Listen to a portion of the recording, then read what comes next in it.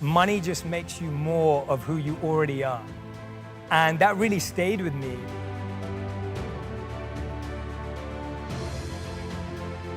The main thing I would say is what you can do right now is find meaning in what you do. Make what you do meaningful, passionate, and purposeful. You don't need to suddenly look to become an entrepreneur or start a side hustle or find some more time. Find meaning. And the way you find meaning is you genuinely stop, press pause for a second, and go, what am I living for? Like, what am I living for right now? And if you're living for your child, and if you're living to provide and put food on the table, that is a beautiful thing that we should celebrate more. And sometimes it takes us a moment to stop and celebrate that. And so I would say find meaning, because you can't always find happiness, you can't always find positivity, but you can always find meaning in that position. So I'll give an example, like I lost someone really important to me, a mentor, a few days back. I can't be positive about that.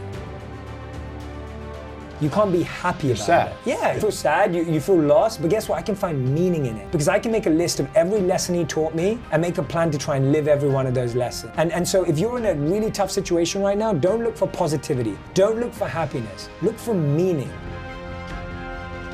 I did do that for a reason, not just get you to all look silly. We did that because so much of our lives today are separate, disconnected. We have left and right, black and white. We have things that we love to do. We have things that we have to do. We have things that we look forward to and can't wait for. Then there are things that we wish we quite frankly never had to do. And then we have this thing called work. Then we have this thing called life. We have this thing called family. We have this thing called friends. And this constant disconnect, disharmony in our life creates more and more friction within ourselves, within our organizations, and then eventually the wider community and even the world.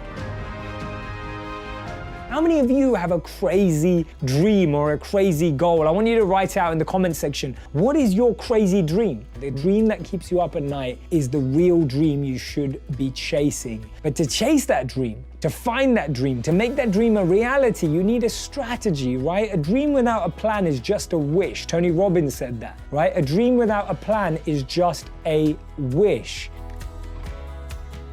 Without a strategy, without a guiding philosophy, without guiding principles, without actually creating a clear plan. I used to have this economics teacher, and I want you to think back to school as well. Maybe you had one. I remember this economics teacher. He walked in to the classroom, and the first thing that he wrote on the board, he didn't even tell us his name. We didn't even know who he was. And he turned up, he went inside the classroom, and he wrote on the board, he said, failing to prepare is preparing to fail.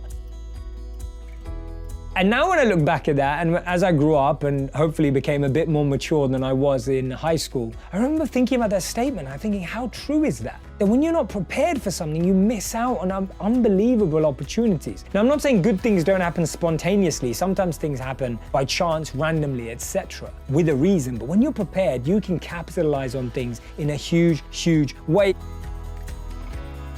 Yeah, so this is a really painful truth, but often I find that our parents aren't going to be the people that help us understand that. And the people that are going to help us understand that is by hearing people who have had these incredible experiences or have shared their highlight reel on Instagram, but then when you catch them in a deep moment, in a deep interview, they sometimes reveal what's really going on behind the scenes.